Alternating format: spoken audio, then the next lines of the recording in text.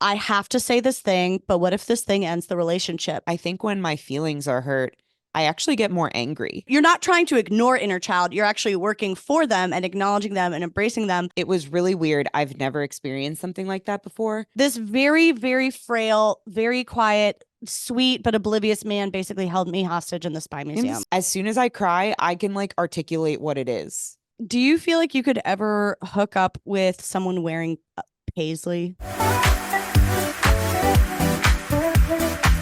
Hey, welcome back. This is Not For Everyone. I'm your lover, Jess. That's your hater, Caroline. And we're Woo. recording in the morning today, which always brings a different sort of energy. And I need to immediately tell you what I did to pump myself up for recording. What'd you do? I listened to the Goofy movie soundtrack like 5 times. So you're pretty horny right now. I'm super wet. Just, you can't see it below camera. Don't worry. Yeah. This is not OnlyFans. But yeah, it just gets me going. And I feel like I needed to. I know I've talked about Goofy movie on the pod before. I need to bring it up again. I'm in a period of time right now where like I'm really relying on it. And Okay. I think it's a good recommendation for other people's mental health because it does wonders for mine. When else will you play the Goofy movie soundtrack to hype yourself up? Or I really like what appreciate that you other asked a curious question about the topic. You're so welcome. That's why I'm here. When else do I play it? I play it when I just anytime I need to pick me up. Maybe I'm just having a hard time and I'm like, you Okay. know what? Snap out of it. I'll turn on Goofy movie and I'll do like a dance party around my kitchen. And that usually does wonders. Or if I need to like give a presentation at work and I'm just like, let's add a little spice to this presentation. I'll listen to Goofy movie before that and just get myself in the mindset of like Wow. Max and Powerline on stage together, and that'll usually do it for me. Okay. It's my pump up jam, 100%. Have you ever been intimate to the Goofy movie soundtrack? No, but the closest that I've gotten is that Ryan and I watched it together on one of our earlier dates.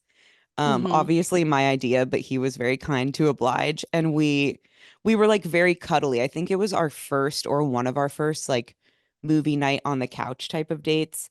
So we Mm-hmm. were very cuddly and close, and we were watching Goofy movie, and that worked for me because the movie's doing most of the work, but being close to a physical human, didn't hurt either.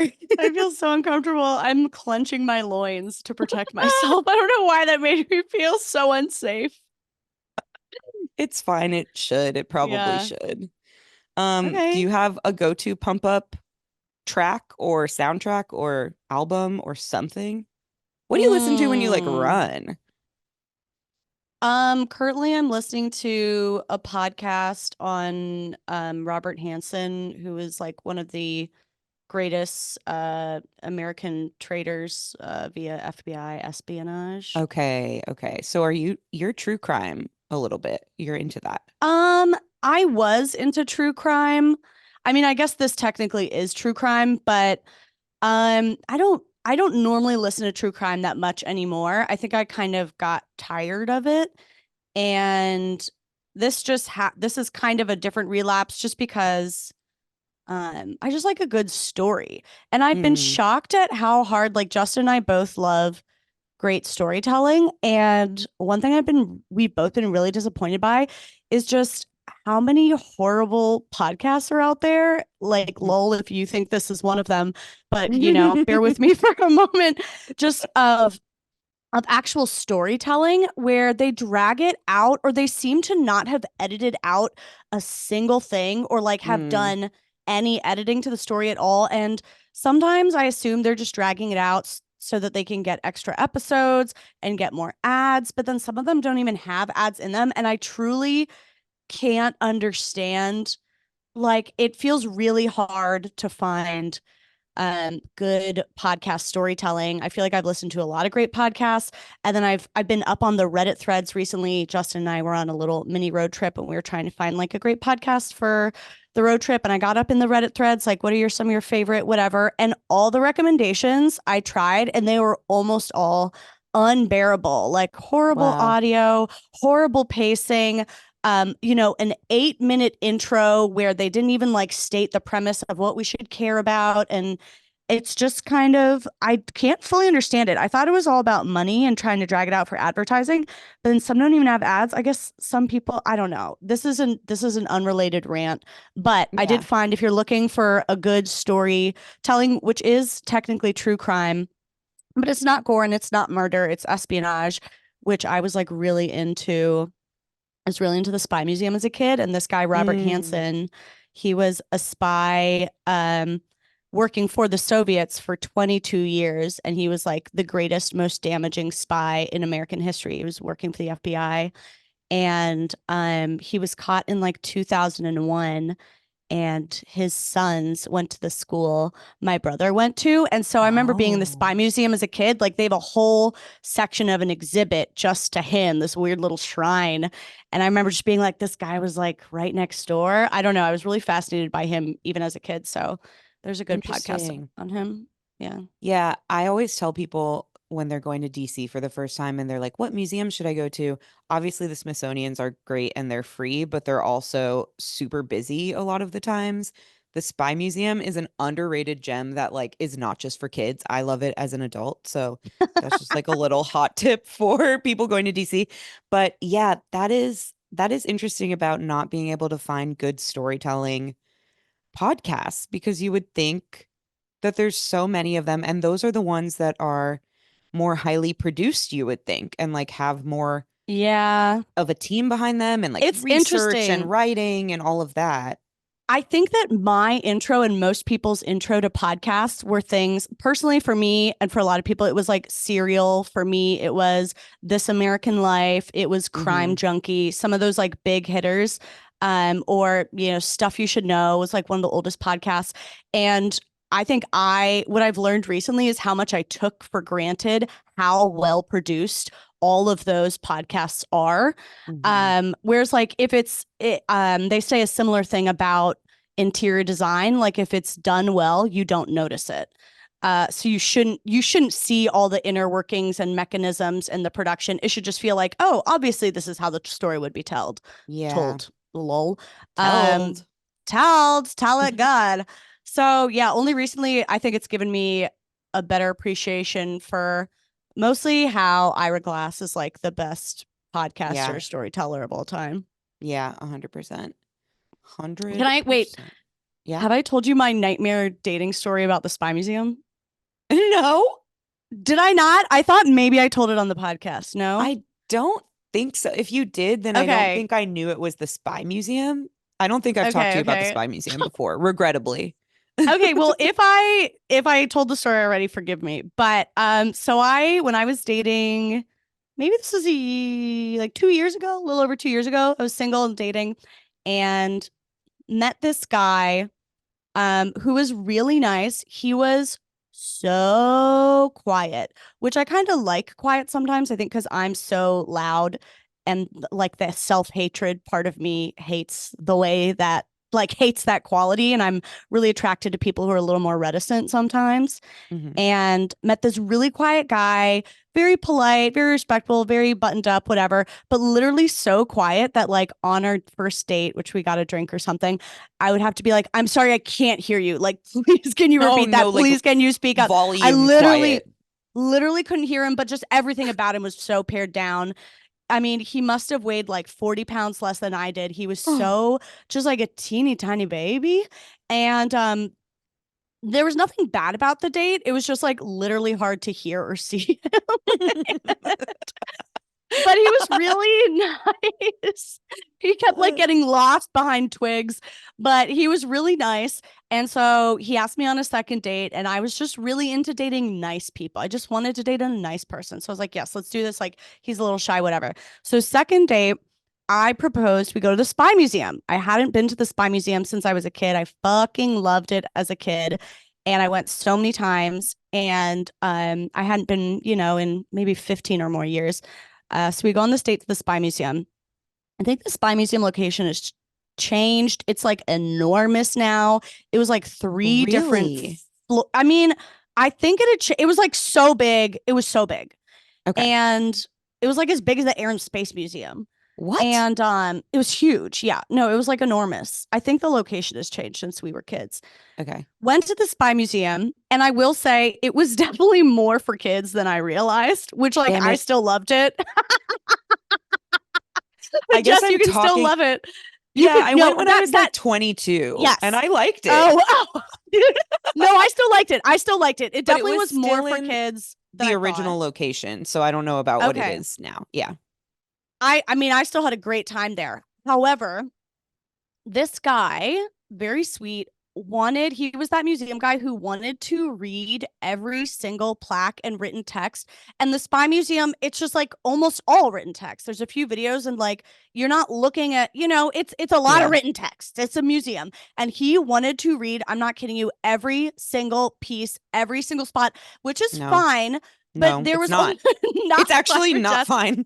But he also like, okay, do that. We can do that. But like he didn't have any commentary on anything. There was no discussion, there was no reflection, there was no insight, there was no banter, nothing. I just had to like stand behind him or next to him while he read every single sign, and I tried to like protect him from like 12-year-olds who could trample over him if he wasn't being careful. And and it went on for so long. Then about after an hour and a half of this, which is like a reasonable time to be in a museum, but a less reasonable time to be in a museum with someone who's not talking to you. Mhm. After about an hour and a half, I was like, "Hey, like, I'm pretty hungry. Do you want to get out of here and like get some food?" And it was just like, I don't know, it was kind of like pulling teeth in there. And he was like, "Oh, I think there's another floor." And I was like, No, I sir. mean, there is another, whatever. And I was like, okay, like let's go finish this floor. I don't know. He like talked me back into it somehow. He just seemed really oblivious. And then we went on a little bit longer. And then a second time, I was like, I tried another tactic, and I was like, hey, I think like my meter is running out on my car. Like, we probably do need to head out. And he was like, okay, let's go fill up your meter. And we filled up the meter, and he was like, okay, we're going back in. And he took me back into the Spy Museum. And then What? after like a third hour in the Spy Museum, there was another floor, and I snapped, and I was just like, hey, I'm going to go get tacos to eat them. If you want to witness me eating tacos, you may accompany me. Otherwise, enjoy the Spy Museum. And he ended up coming with me and just like watched me eat tacos. And I was so over Wow. it by this point. Like there was nothing, he wasn't a bad or mean guy, but I was so frustrated at like whatever. It was just so painful. And I don't know, maybe he was so shy. I feel like I gave him like 100 chances, and we just No. stood there in silence while he read every single plaque. Like, what could this possibly be doing for anybody? And then he watched me eat tacos, and I left. And then, he texted me after for a third date. Like he thought that went well. Wow. But this very, very frail, very quiet, sweet, but oblivious man basically held me hostage in the Spy In the Museum. spy museum. The Spy Museum. That's torture. I understand why you maybe wouldn't want to go back there after that experience, but Yeah, I would go with you and have a palate cleansing experience where we read I would nothing. love that. Oh, I'd literally just walk around and take pictures in front of So stuff painful. and I then mean, it's leave. actually That's what I so want. fun. They have all like the KGB era, Cold War era, like spy Yeah. tools, and it's so They much do like fun. interactive stuff. They have a lot of like game stuff. I know that that's for kids, whatever. I like it. I need to be No, it's fun. titillated while I'm in a museum. I feel like that Yeah. guy, the problem that I have with it is that he did not have enough self-awareness and like ability to communicate, basically, or ability to anticipate, I guess. Like, if Or that is just the read the way that you fucking like room. to, Read the room. well, read the room, of course, but even before going on the date, like, if that is the way that you like to experience museums, then it's probably not a good thing to do with another person, especially another person that you don't know that well. So Yeah. I just feel like anticipating that and knowing that about yourself is probably the first step. Okay, fine. If you still don't really realize that and think of it ahead of time, then while you're there, read the room. The person's dropping so many cues that I they mean, it was want to leave. ridiculous. That's too I would bad. like, I would try and comment on things or make a joke or say something interesting I read, and he'd just be like, I'm Wow. like, if you fucking at me one more time, uh, We wish yeah, him the I always best. wonder. I totally wish him the best. He didn't do anything wrong. It was just such a bad match. But I always wonder with people like that, like, did they find their perfect partner I was thinking that. who who like who's the person that would have suited him so well and gone on that date with him, and his behavior would have made sense, and it would have been a perfect fit. Like I was the bad fit for him, and I just always wonder, I'm like, are they out there? Did they find them? Right. I do wonder if those people found their match, but I also tend to think that it's a little bit more nuanced and complicated than that. And really, their match is someone who would make them say, like, we should not do this together, if that makes sense. Like, Ryan is very quiet and, or can be very quiet. And similar to you, I'm drawn to that. Like, I'm drawn to people who are a little bit more reserved because I am so not. Yeah, And because my dad didn't talk to me that much when I was a kid, so I like that. there you go. And, and so, but at the same time, like, there are certain things that I know that we won't have fun doing together. And I don't think you need to be able to have fun doing everything Yeah, with your partner. And so I totally. feel like for that guy that you went on a date with, the trick is not so much to find somebody who would do that with him. Maybe he'll find that, and that's cool too. But a much more likely option is finding somebody who can like get him to a point of self-awareness and communication, or for him to get to that point before finding someone where Yeah. there's a realization of like, I don't need to do this type of thing with my partner. This is something that I Hmm. enjoy experiencing alone. And like And that's actually, really yeah, like you aren't allowed to do this with other people either. yeah, Like, exactly. don't do that to anyone. Exactly. Yeah. Speaking of museums, I had written this down and okay, obviously I've not done any further research on it, but I was listening to my favorite podcast other than our own, the Nikki Glazer podcast. I am not a true crime person and I'm not a storytelling podcast person. I really like just like comedy, chatty podcasts like this one, basically. And she was talking about how there is a concept called museum fatigue. I'm looking it up right now. Basically, Mm. okay, museum fatigue is a state of physical or mental fatigue caused by the experience of exhibits in museums and similar cultural institutions. Like it's actually a known and studied thing that That's the funny. way that museums just are is something that creates a lot of exhaustion in people, and Well, it museums makes constantly sense have to like design themselves to fight that, and that's why because there's interactive exhibits and whatever. it's just like uninterrupted lessons and learning. And it's like there's only so much, it's pretty hard to sit through a 4 hour class where like you max out, I don't know what the psychology of it is, but like you max out how much you can learn in one sitting and enjoy it or even retain it. Yeah. But I also think it's something like, I think what she was saying, and I would have to learn more about it, but I think it's also just something about the space, and like being in a space like that can make people tired the same way that there's actually research, or I don't know how much it's research, but like there is a known trend and a talked about thing where going into a Barnes and Noble makes people need to go to the bathroom because it's What? often truly, because it's often like the place that when you're walking around a town or a city or whatever and you need to go to the bathroom and you don't want to like buy something at a coffee shop in order to use their bathroom, you can just go through a Barnes and Noble and go to their bathroom. Like it's become So it's like a the known Pavlovian thing. association. Yes. So now that enough of that has happened, I guess, in our society to form this thing where when people are just browsing in a Barnes and Noble, a lot of the times they like end up needing to use the bathroom, even if they Where's hadn't this come there research for that. done? It's a Where's your thing. I read an research? article about it. I think it's true. Every time I step into a Barnes and Noble, I'm like about to explode if I don't run That's to their bathroom. hilarious. I Like, can't disprove it. I don't actually disagree. I just want to know who conducted the study. yeah, I can't tell you that, but do you remember spending so much time Wait, in the wait, wait, wait, Barnes and wait, wait. Noble in Bethesda? Yeah. Totally. Yeah. And you know what's so funny about everyone complaining about like Barnes and Noble's closing down is like none of us were buying anything there. What did we expect? We would just Oh, go and yeah. hang out. We would just go and hang out and like expect to read all their books and like have a single coffee and then walk out and not buy anything. It's like, yeah. I feel like even like me, as well as all of my friends, we were like, why can't they keep these doors open? It's like, well, we didn't buy anything.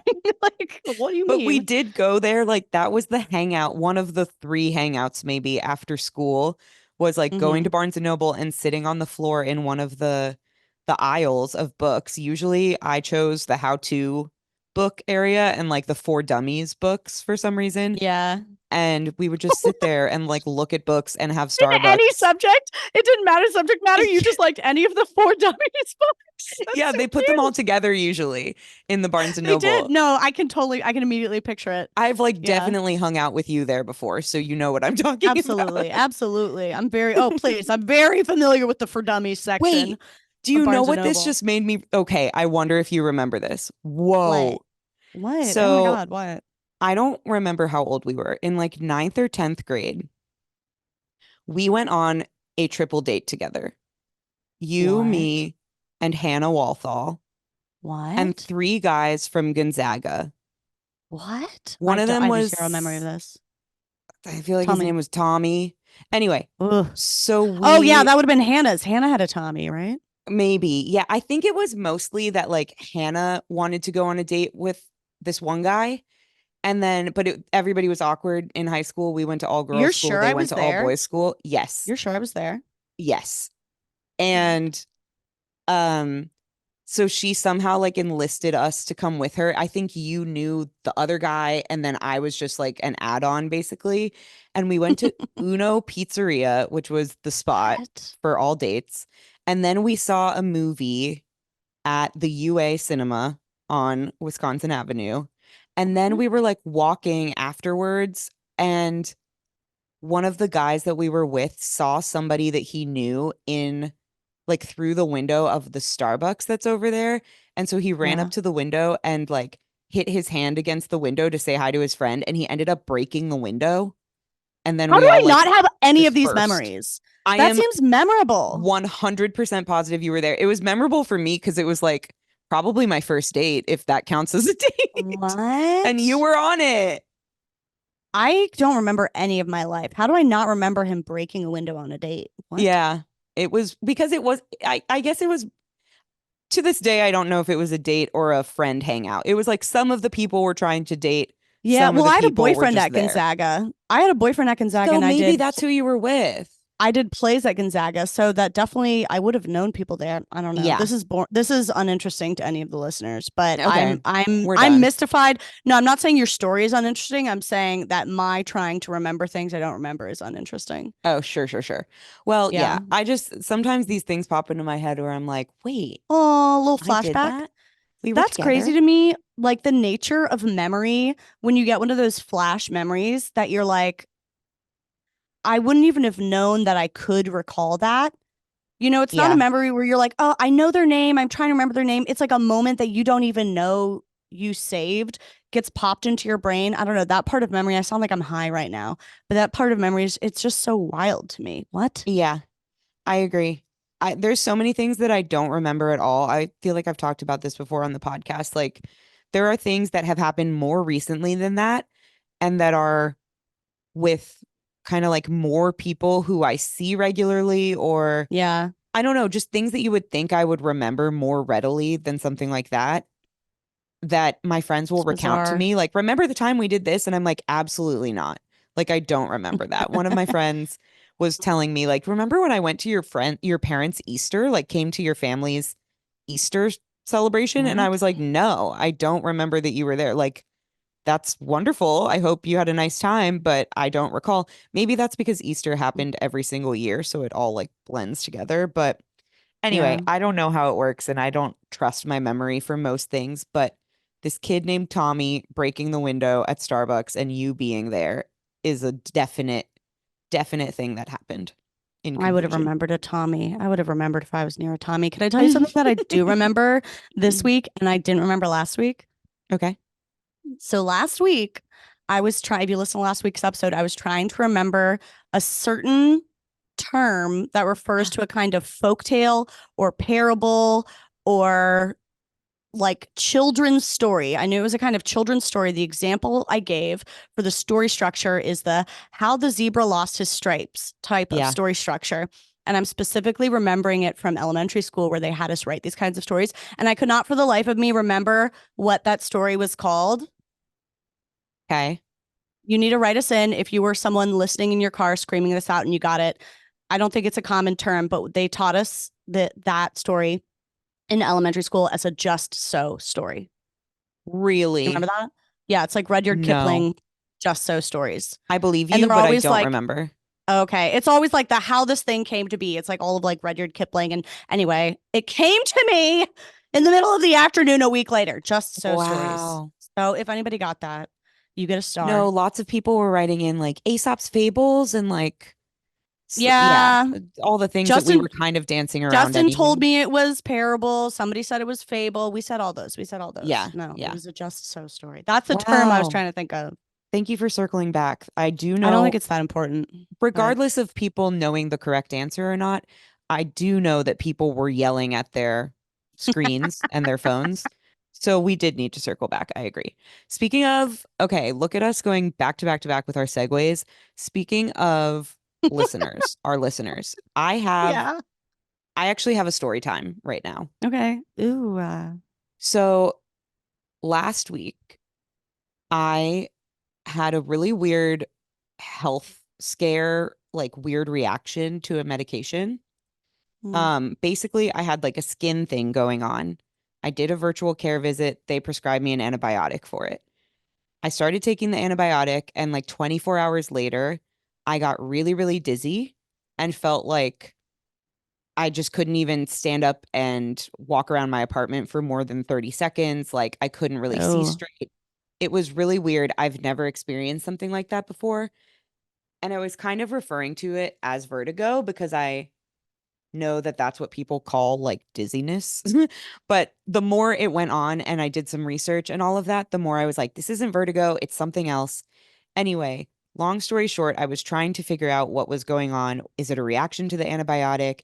Is it something else? I saw so many doctors through like virtual visits, and everybody was trying to help and maybe getting me a little closer to resolution, but like there still wasn't an answer. And then I posted on Instagram that I wanted to sell my Peloton. This is relevant. Yes. Yes. And a I listener love where of the this is going. podcast who lives in Chicago DM'd me and was like, I'll take it. I can be there later today. And I was like, okay, cool. I'm like in a really weird place right now because I can barely get out of bed. Could you do a different day? She was like, I'm sorry, like I'm a resident um in medical like training right now. And so I can't really, my schedule's crazy. I can't really do a different day. I was like, you know what? Just come. It's fine. I want to get rid of it. Great. And you're a doctor, so you can potentially help me. So her name is Morgan. She came over. And first of all, she's an absolute cutie. And she is a big fan of the pod. She told me I'm just as cute in person. And that was a huge moment for me. And then she came upstairs and I was like picking her brain about my health while she was coming to get the Peloton. And I was like explaining everything that was going on. She asked me some questions. And ultimately, she was like, I don't think this is really a reaction to your antibiotic. I think that you're just severely dehydrated. And lo and behold, Mm. when Morgan left, I bought a bunch of Gatorade and like Pedialyte and all of that, and I Mm-hmm. started getting immediately better. So, what Wow. I'm here to say is that Morgan saved my life. But the story's not Wow. over because then we got the Peloton out to Morgan's car. Um, it was really difficult to do because I was dizzy and I was like helping her move it, but nevertheless, we No, prevailed. that's such a comedic, tragic image of you like carrying a really heavy, clumsy machine, but also passing out every few steps. It was really hard, but she was super No, supportive, but also made you carry it. but also probably should have brought somebody else. And then we got it finally down to her car, said I have bye. so We many exchanged. questions. So She many was so questions. cute. She was like, would it be weird to exchange numbers? Like we had really bonded through all of this. So I was like, no, I'm She saved down. your Like, life. yeah, no problem. So we exchanged numbers. We said bye. I came back upstairs and I realized that I had locked myself out of my apartment. Oh God, Jessica. And I'm still like unable to see anything. And Morgan has just told me that I'm dehydrated. So I'm like desperate to go back inside and chug water and sit down and try to get better. But this is what happened. So luckily, I still had my Wow. phone. I had nothing else. And we had just exchanged numbers. So I called her and was like, hey, I'm so sorry. I know you just left, but I locked myself out of my apartment. Would you be able to come back and like first, maybe I can check if my keys got dropped in your car, but also maybe you could drive me somewhere to like help. And she was like, sure, I'm coming back right now. Wow. She came back. My keys weren't in her car, but she drove me to Ryan's so that I could get his key so that I could Wait. get So back your home. first so Ryan was home, but your first call was to the subscriber you just met. No, Ryan was at work. So Ryan was Oh, at okay. work and I could have, I guess, just gotten an Uber to his work to get his key. For some reason, it was like I was literally just with Morgan. She was very Yeah. nice. She already saved my life on one thing. I Yeah. think she's going to be able to come in clutch for this thing. Okay. So I just my instinct was to call her immediately because it Yeah. was only like 2 minutes after I had seen her. Yeah. And I guess I wanted to check if my keys were in her car. So that was Yeah. part of it. But then once they weren't there, I was like, could you drive me? And I was like, actually, no, I could get an Uber. And she was like, no, I can drive you. And then she was very like bashful about her car being messy. And she was very like, what if I kill us, Jess? Like, you're my favorite podcaster. Like, it was just really Oh funny my all God. around. High pressure. Oh my God. She did a great job. I got back into my apartment and I'm not dizzy anymore. And Okay. this is today's just so story. Yes. Oh, it is how the Morgan came to have Jess's phone number. So Yeah. my question is what happened that you ended up so dehydrated, but also impossibly unaware that you were so dehydrated? Yeah. What happened?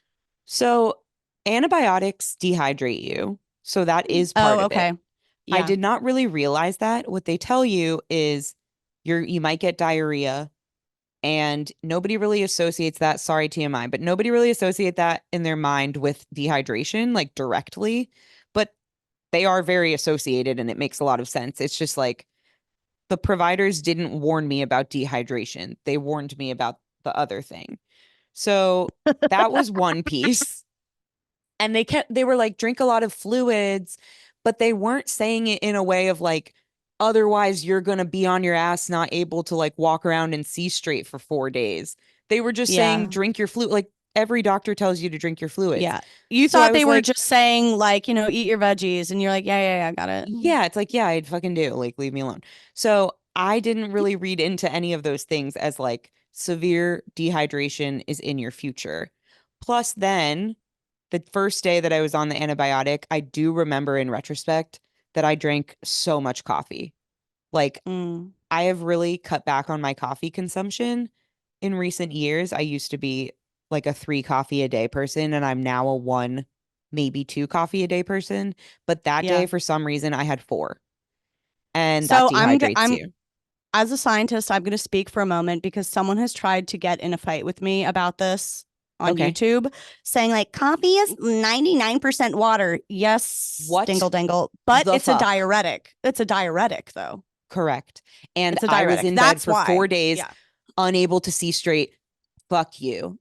I'm so mad. Wait. This no one's mad at you. No one's fighting you, Jess. I'm just I'm just adding to the science of your I'm just, dehydration. I only believe in the science of Morgan from now on. And Morgan asked me, are you dehydrated? Have you drank enough water? But then she didn't You only just ask me need that. I love this the solving of this medical mystery. She's like, "Would you like a She, glass of water?" yeah. But she was like, have you consumed a lot of caffeine? Have you been having diarrhea? I had gone back to the same doctors that I went to who prescribed me the antibiotic to say, How hey, wild is I'm that? feeling this way. And what's the deal? And they were like, oh, maybe it's a reaction to the antibiotic. We'll switch you to a different one. They never said It's pathetic. all of the things that Morgan figured out after asking me Yeah. 3 questions. So Yeah. yeah, basically that's it. Basically, I'm better and it's thanks to her and she's a Oh, she great had a cup of person. water. Oh, that's really sweet. That's Yeah. pretty sweet. Okay, thanks Morgan for taking care of my Jessica. Yeah, thank you. She was so thirsty in her throat because her butt was I'm so so wet. So thirsty. My she butt couldn't. was And wet. her butt was Honestly, so wet that's that her throat was accurate. dry. Her butt was wet and her throat was dry, and she kept falling over while trying to carry out Pelotons. Jessica, The driest throat and the I wettest have butt in all of the wettest. Chicago.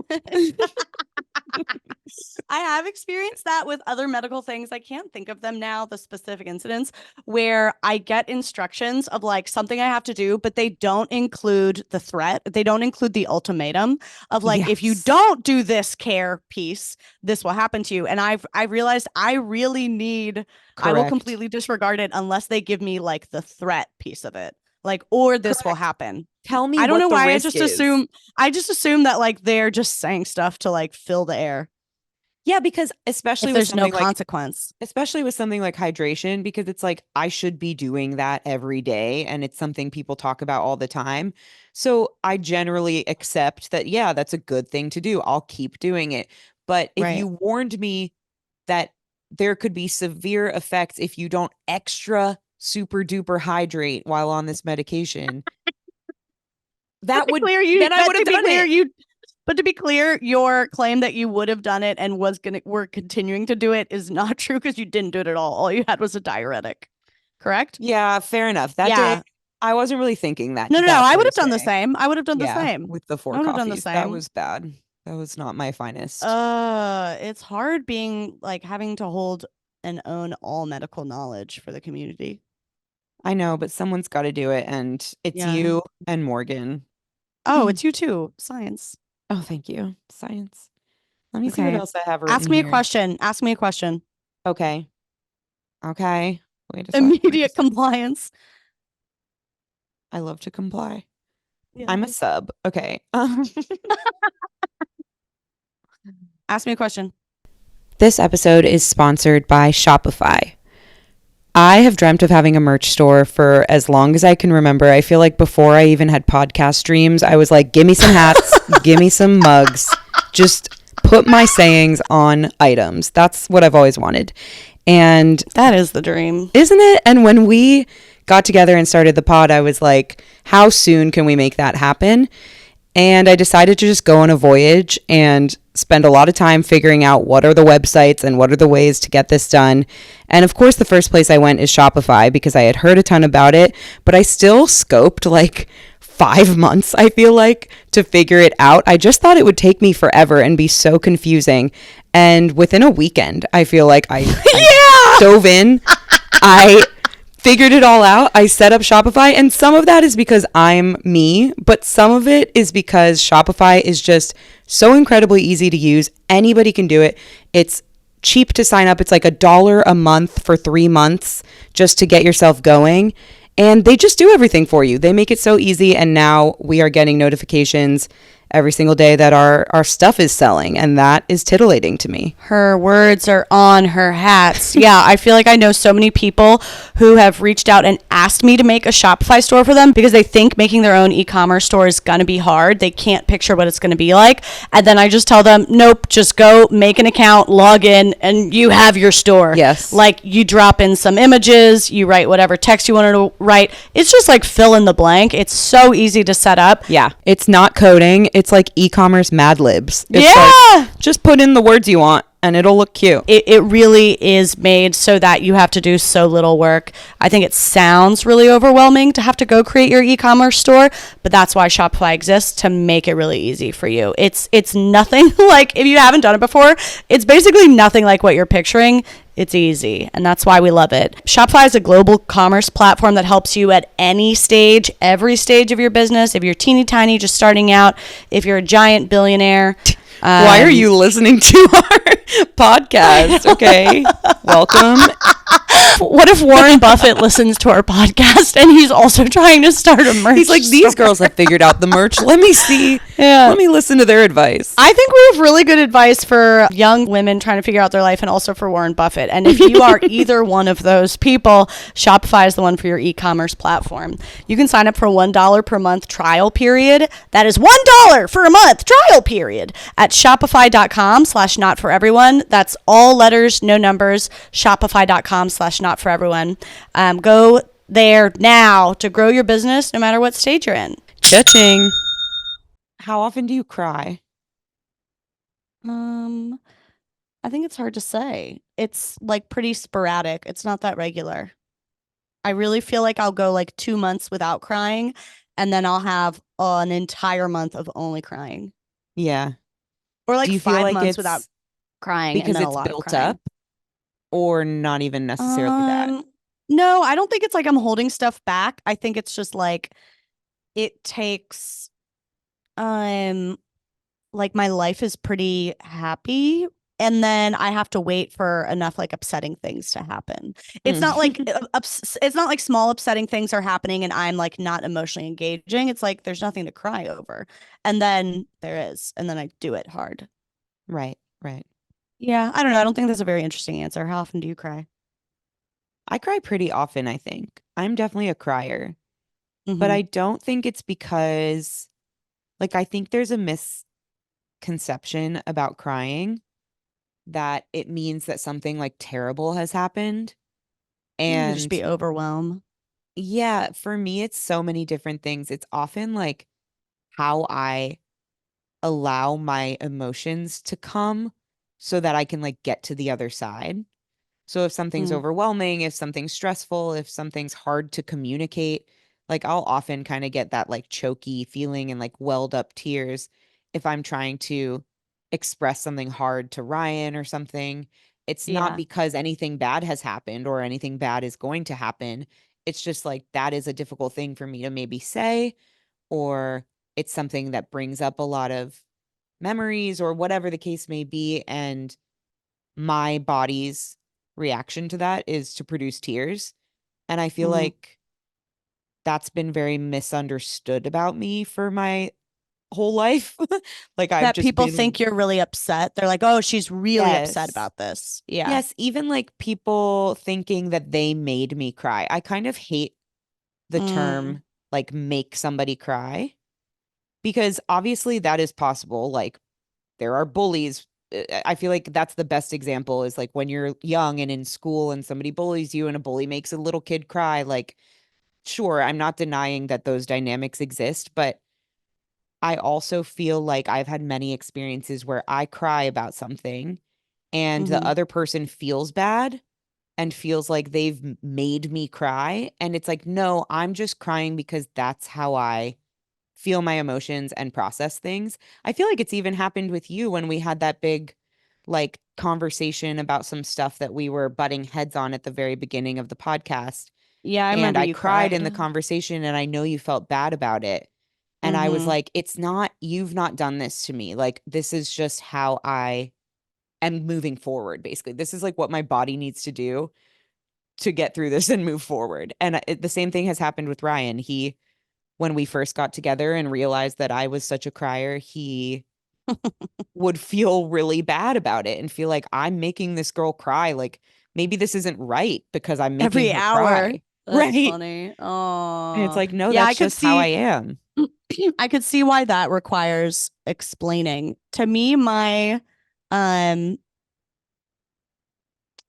I wonder if this resonates with you. Like, I don't cry.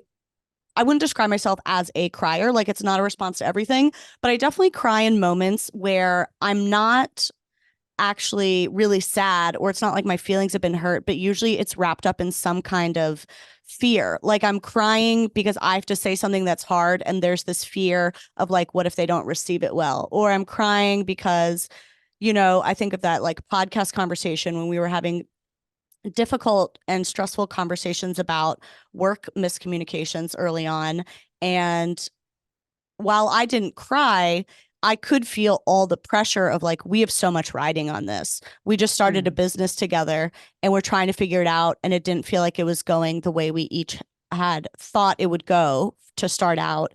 And it felt like all this pressure. And to me, it's just like crying in those moments is like, I'm thinking about like what I'm most afraid of, like what's going to happen. Also, there's all this tension and like trying to emotionally button yourself up and it's just that release where hmm. and it doesn't have to be that like I'm hurt or I'm sad, although it can also be those things. I don't know, like that's how I experience that in moments where I'm Yeah. just like I'm just overwhelmed and it just feels like a lot and I'm tired of kind of trying to keep it together. I'm just yeah, that's why a good cry can be, I think, such a relief. Oh, I think it's so important. Like I worry about people who say that they don't cry very often. I'm not Um, impressed, not I'm impressed, not dog. impressed at all. I'm not Yeah, impressed. I I'm feel like if you people tell wear me you that as a never, badge of honor, and yeah, I to don't me think that's it like is. saying To me, it's like saying you never orgasm. Like not a Yeah. flex. It's not a Yes. fucking flex. Yes, you never get the release. Yeah, I do agree with how you're describing it. I think when my feelings are hurt, I actually get more angry. Like Yeah. that's not usually a thing that makes me cry. I think it's Yeah. way more like I'm pissed off, I feel misunderstood, I want to prove them wrong. That's the thing that Yeah, happens you for get me when my feisty. feelings are hurt. Yeah, I get She sassy. got feisty But sassy. when I cry, it's much more of overwhelm. Yeah, this is a lot. This is like bringing up a lot of emotions in me and I can't make sense of them yet. I think that that's Yeah. part of it too. Is like I'm feeling a lot and I don't really know what it is.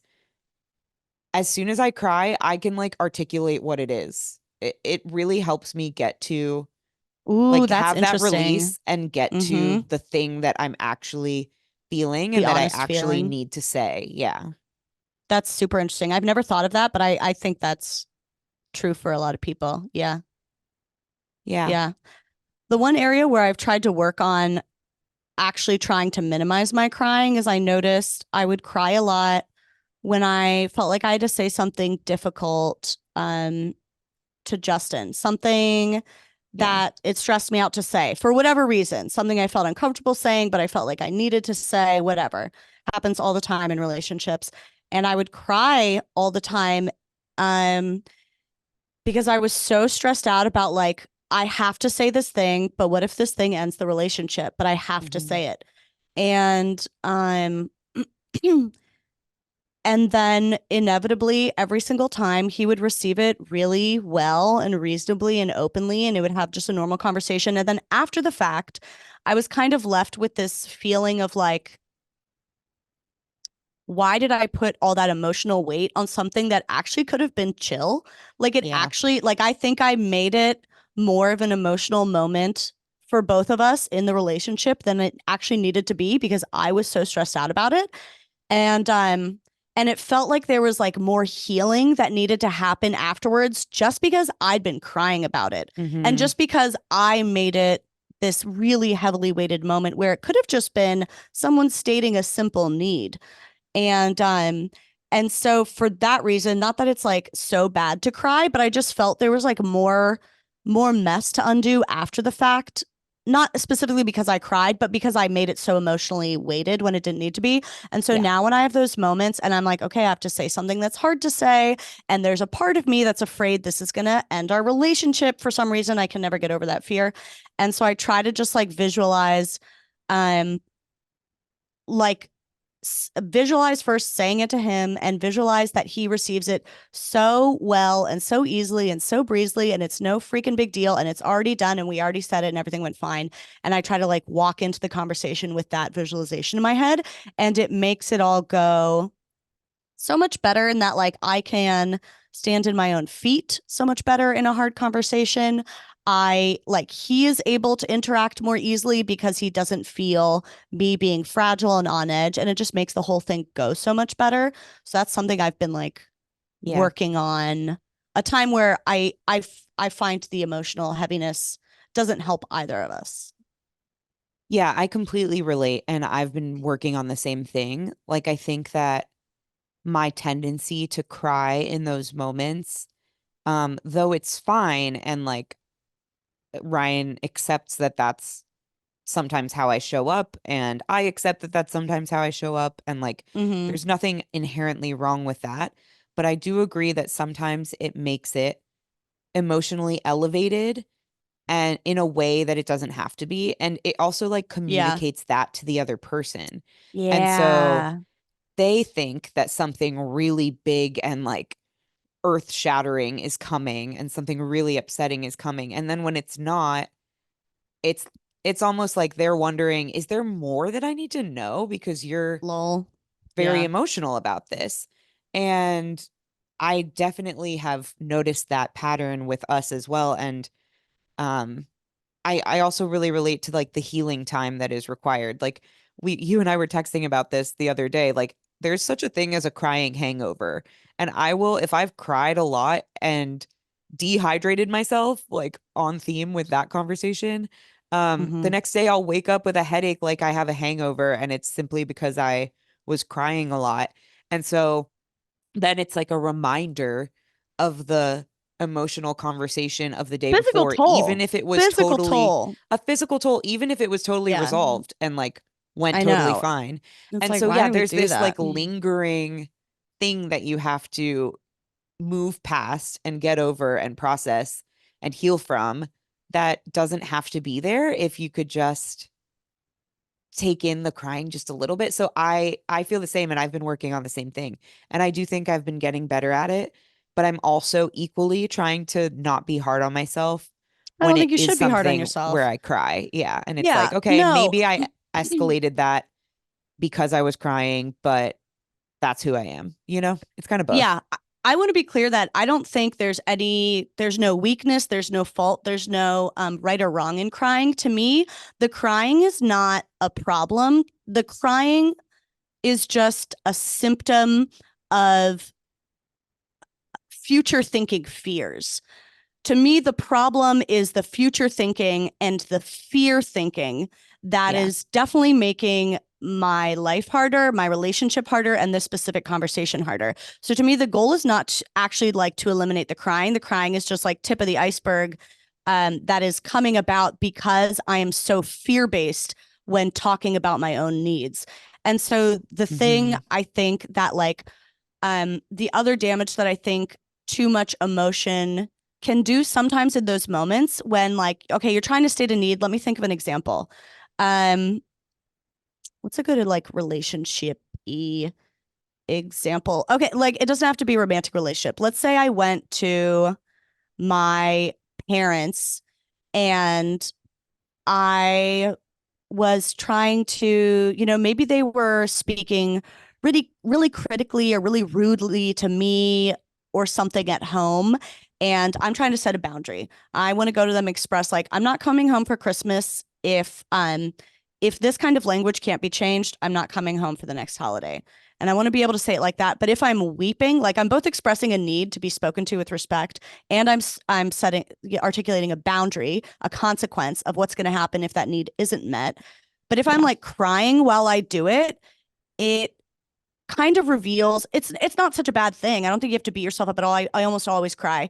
But if I cannot cry in that moment, if I can just state it like this, I think it communicates more confidence in my own ability Yes. to set and hold my boundary as opposed to like this great fear that like, but I'm really afraid that I'm going to lose you guys over this. No, I'm not afraid of that. I'm not afraid of not having to come Yes. home for Christmas because I'm very willing to not come home for Christmas because I'm that committed to this boundary.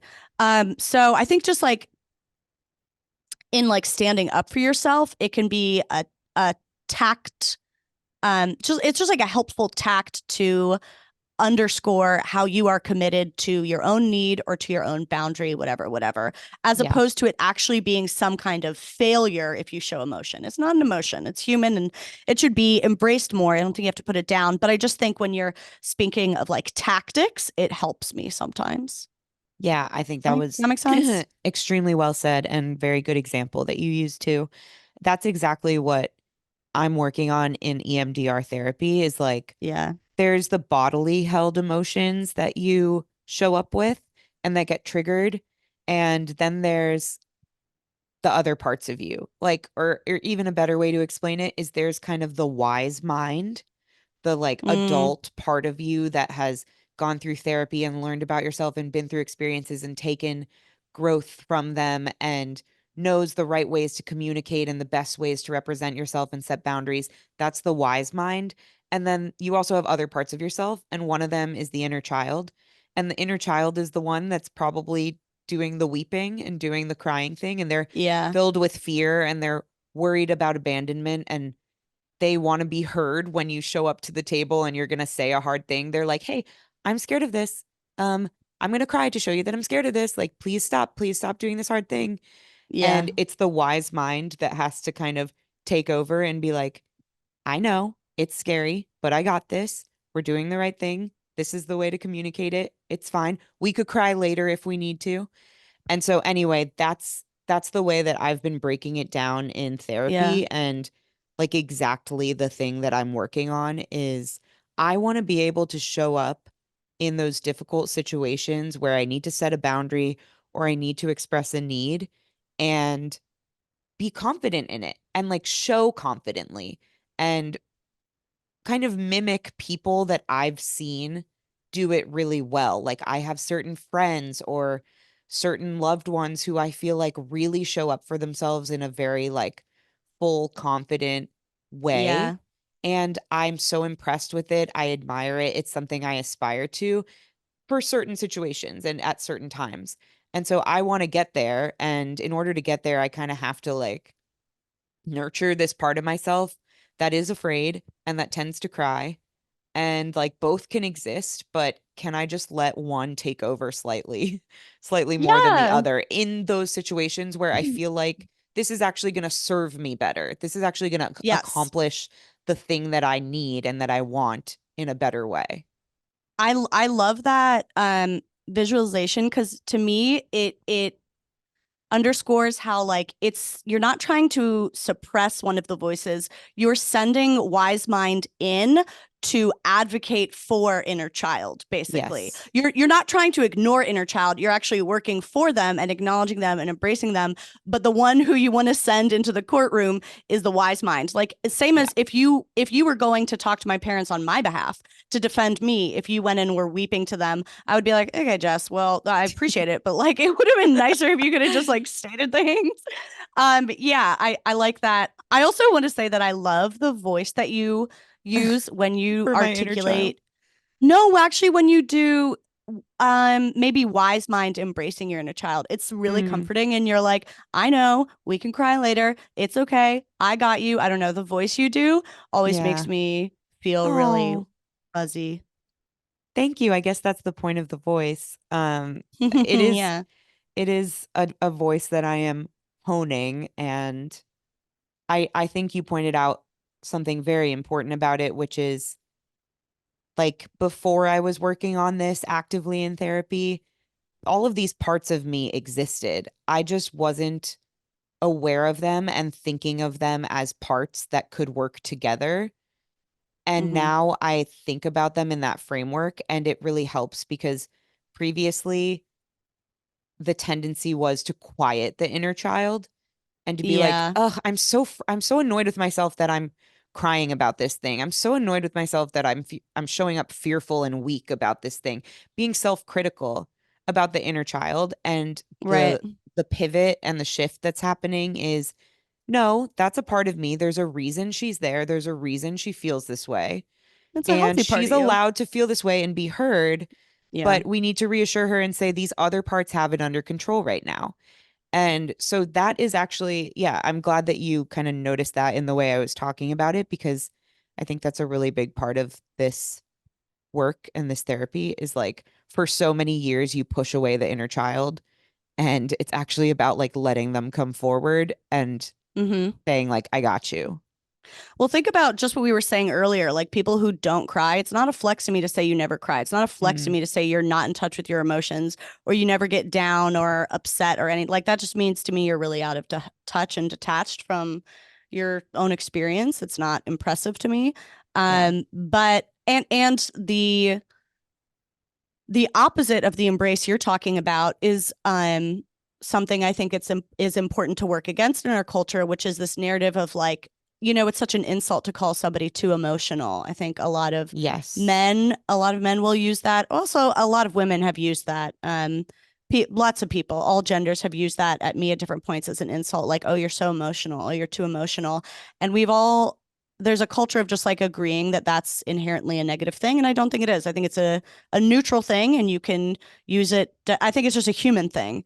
I'm not impressed by someone who's never emotional. But while I want to push against the idea that in order to be an effective human and effective communicator, you can never be emotional. I completely disagree with that. Hmm. But I've also found just, yeah, as far as tactics are concerned, I don't want to be ruled by emotion in the moment that I'm communicating because I Mm, haven't found it to be as effective in those moments. But like, I don't want to be out of touch with the emotion. I don't want to be yeah. dismissing the emotion. Yeah, it's Yeah. emotional intelligence. Like that is, I think emotional intelligence is king. Like if you can have all the book smarts in the Yeah. world, if you don't have emotional intelligence, good True. luck. Like so I think it's being in touch with them, like you said, having an awareness of them, but knowing still being able to manage and control them in a way, feel them, but don't let them take over all the time. Exactly what you're saying. I have a two things to say about that.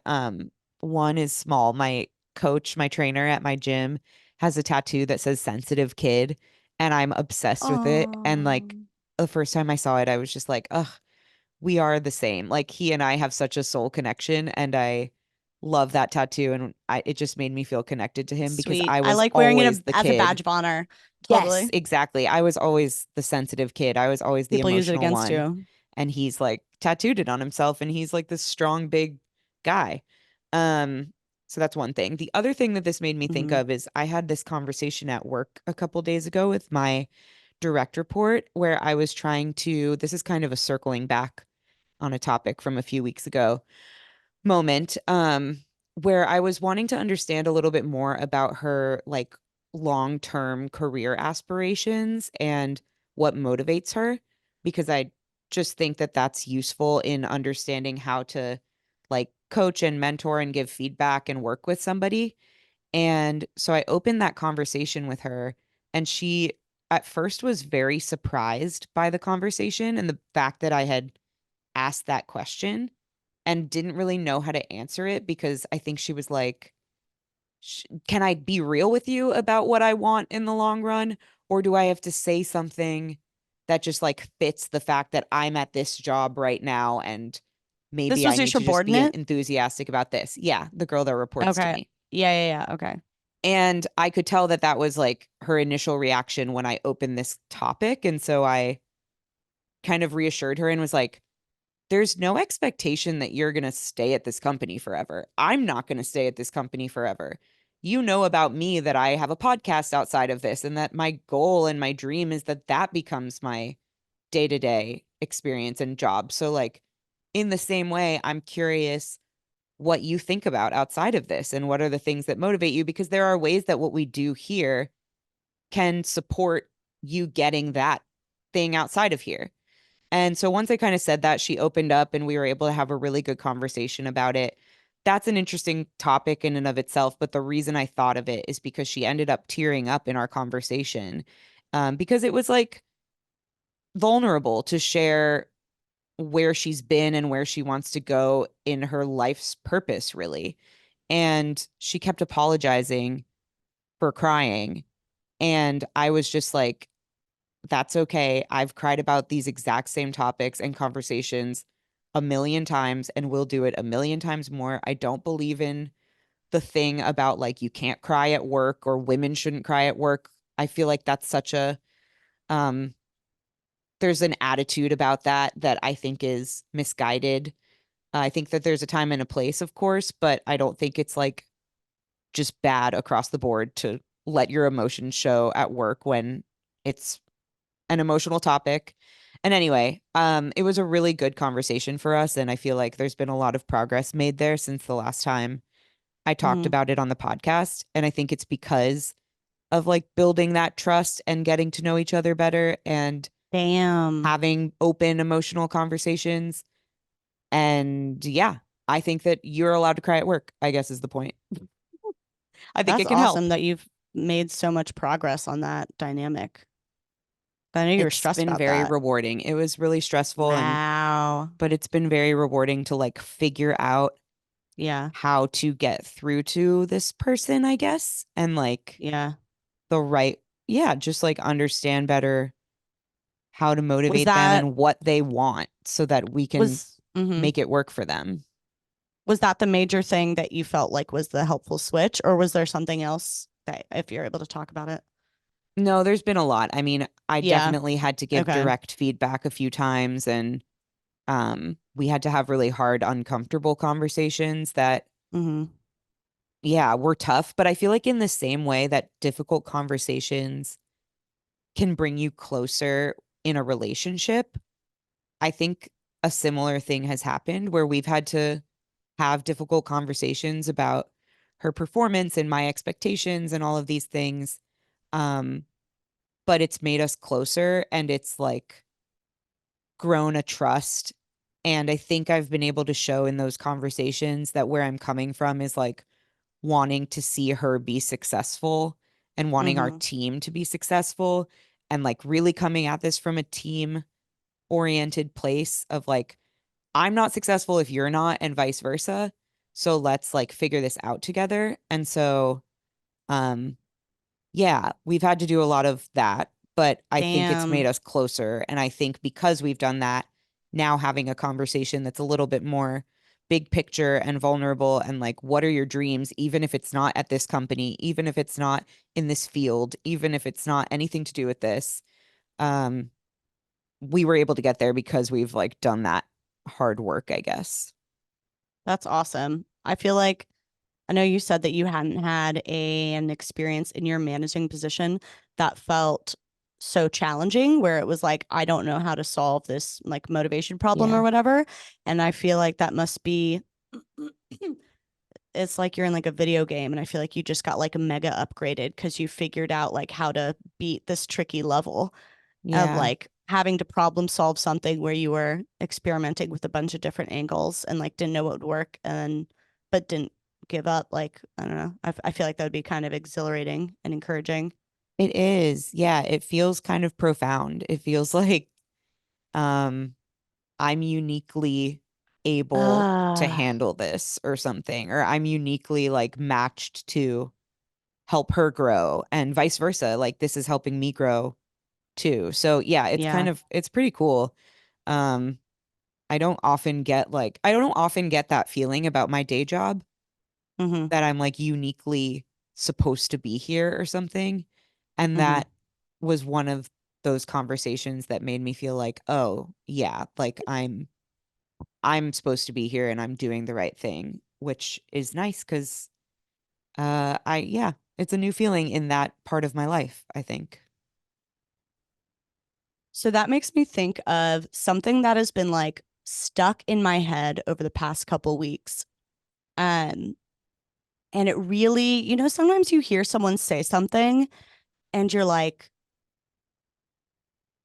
I don't know. It just hits you in a way that you were not bracing for anything to hit you. Mm, And it almost felt like a movie moment where, in movies, there are like these powerful, like scripted lines that are like, dun, dun, dun. And you're like, life doesn't really happen like that. People just say shit and you ignore it. And like, no one takes anything as a lesson. And like, there's no dramatic zoom in. And like, you know what I mean? But I had one of these moments in real life a few weeks ago where I was at a family event where we were actually interring the um, ashes of two of my grandparents, and it mm, was a big family event. And we had, a little kind of ceremony, and my one of my aunts got up to speak. It was kind of like an abbreviated, very light kind of funeral. My grandparents died years ago. So it wasn't like as heavy and as solemn, but we were trying to still, um, what is the word I'm trying to think of? Honor them. yeah. And the priest, my family, most of my family is very Catholic, and this priest asked somebody to speak and kind of do an impromptu sermon or Whoa. whatever, like eulogy. And I don't think it was prepared because everyone kind of looked around at each other, all the aunts and uncles and cousins and whoever. Like no one really knew who was going to do it. Like two of my aunts gestured at each other. Like it didn't seem like anything anyone had anything prepared. And then my one aunt got up and started speaking, and she's talking about Jesus and the Bible. My grandparents were very, very Catholic. And I'm not anymore. I was raised Catholic. It's not stuff that resonates with me anymore. And I was kind of immediately bracing to be like, okay, this isn't going to resonate. This isn't going to do much for me. I've heard about 1,000,010 sermons about Jesus and the Bible, and sometimes they're okay, but usually they just miss the mark and don't do much for me. Hmm. I've heard all of them. I've heard a lifetime of them. And then she ended up talking about how my grandfather had this quality that she was like, I think he really tried his best to model this off of like Jesus's lesson, which I'm not trying to be so gospelly preachy now, but it really hit where my grandfather was a professor at Georgetown, a statistic professor, and he had this policy where if a student got an F on their like first trimester exam or whatever, I don't know, semester, whatever, and got Mhm. an F on the second semester exam, but got an A on the final year exam. They got an A for the year because he didn't care. Wow. He didn't care like what the averages was. He didn't care, blah, blah, blah. He just cared that you learned the material. So you learned the material by the end. Great. You got an A. And at Georgetown, when he was teaching, like all the other professors would get mad at him about this and be like, you can't do that. And he was like, why can't I do that? There's literally not a rule. I can't do that. Like, are you jealous that I'm being generous to people, that I'm giving people chances? Like, what's the jealousy here? And that was his philosophy the whole time he taught. And my aunt looped it back to this, like, it was a very Christian, like Jesus-esque lesson of never give up on people, like never give up on them. And it just really hit me because I think I've grown a lot in learning to protect myself and learning to set hard bounds and hard boundaries with people who I've deemed dangerous or like a little perilous. And like, I will write you off. And it was interesting to me because I don't think it contradicts, to me, it doesn't contradict that lesson of learning to Mhm. cut yourself off and limit access to people who can cause you harm. But I think there was like a little adjustment that I needed to hear about that, which is like you can all at once protect yourself and not continue to open yourself up to harm and also hold space for the possibility, even the rarest possibility that that person can learn and change. And I think it's a Mhm. rare possibility and they may die never proving that possibility true. But just, I think it just really hit me as like this little adjustment I needed of like, yes, you can protect yourself. And yes, you can cut your losses. And yes, you can learn to identify people's patterns and set a boundary. But there's also this tiny little space where I can like still be like, and maybe they'll learn. It doesn't mean I need to like open myself up to harm and vulnerability, but like, but it is possible that maybe they'll learn. And it was, I don't know, it was just one of these Mhm. moments where I was like, oh my God, I think I needed to hear that. And there are specific people in my life who I've said, like, they're always going to be this way. They're always going to be this way. And in a way, I think that's healthy to kind of prepare for them to always be XYZ way. But just with that little adjustment that, like, you can still have these little interactions where like you hope that the person you manage might rise to the occasion. You hope they might. You're not going to like hedge all your bets and put your whole reputation riding on that. You're not going to refuse to learn from experience, but you leave a tiny bit of room for like, I don't fully give up on you. If you get an A in the end, okay. I don't know Mhm. like fully how to like fully marry those two perspectives. I Because I do. think it's I think so. I think what I struggle with is that it's this very like Catholic mentality Yeah. that I think actually did a lot of damage to me for a long time because the Catholicism specifically revolves around a lot of martyrdom and a lot of turning the other cheek and a lot of like, kind of wearing as a badge of honor that you're going to take as much brutality as you can and that makes you a saint. And I really disagree with that. I saw my parents live out this lesson. I saw how it led me and all of my siblings to put up with a lot of abuse in different areas of our life. Like I see how it leads to people living in abusive situations. And so I'm like pretty fervently opposed to it as a core teaching, but I do think I like there's like a 1% of it that I've like realized I want to hold on to. Does that make sense? Yeah. Well, I do think that both can be true because if you think about it, Yeah. like take the example of your grandfather giving somebody an F on their first exam and an A on their last exam. And there were probably tests and exams and homework assignments and whatever along the way. And they got the grade that they earned at each step of the way. They got an F on the first exam, then maybe they got a C on the next one, then maybe they got a B on the next one, then maybe they ended up with an A, and then they got an A in the class. But the A in the class doesn't mean that the F and the C and the B didn't happen and that at the time he didn't call it Yeah. what it was. So I Mm-hmm. think that's what I'm taking from it is like being present and using Mm. the information that you have at the time.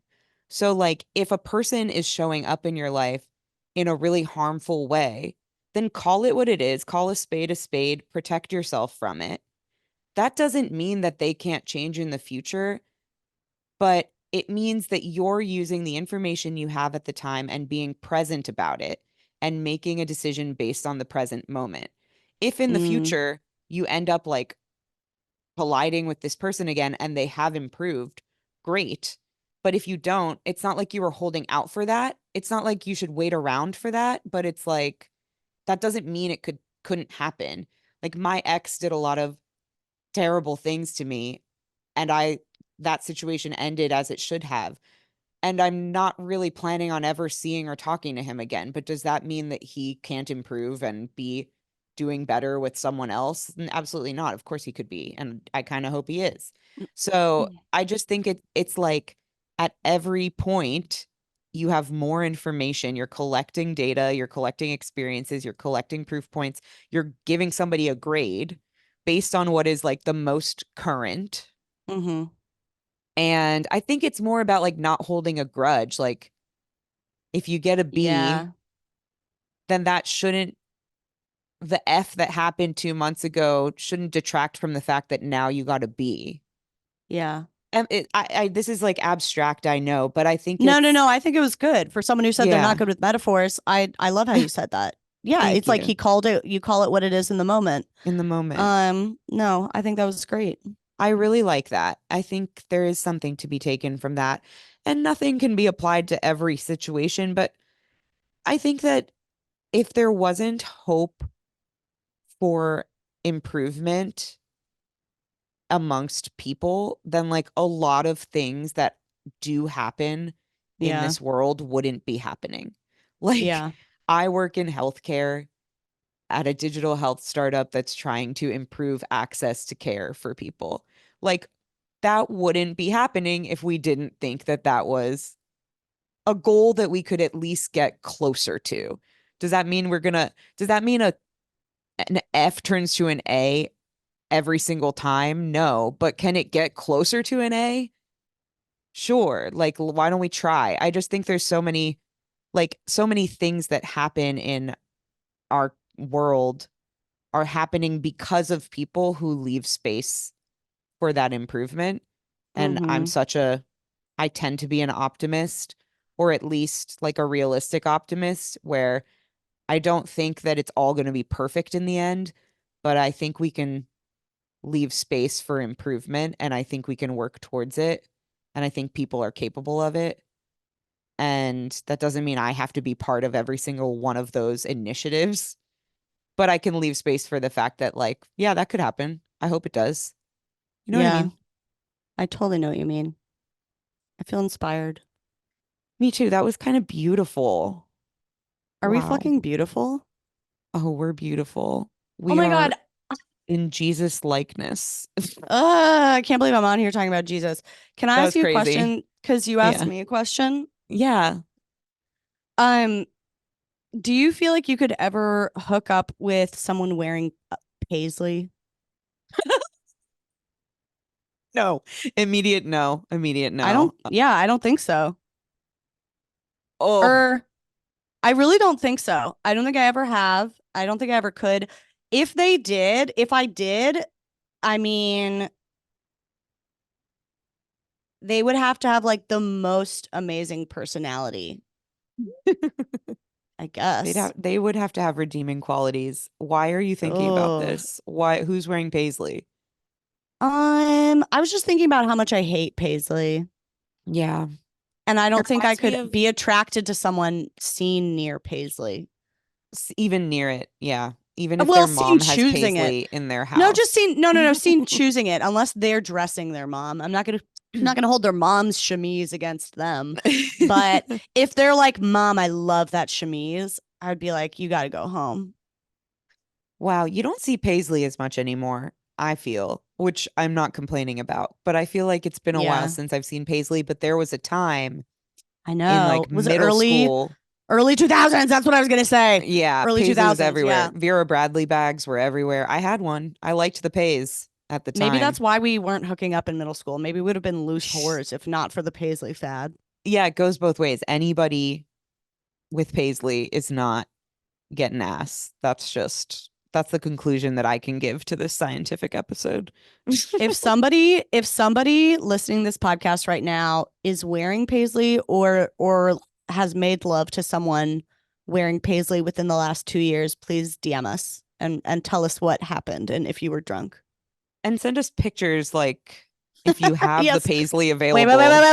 wait. Oh, okay. I was gonna say we're not asking for intimate photos. No, Send us pictures. no. Send us pictures. Why does everyone always think I'm asking for intimate photos? I want pictures of your pays. Who else thought you were asking for that? What are you saying? I feel like it's a couple times when I've asked for, it's just you. When I've asked people to send us pictures, you're like, no, sexy foot pics.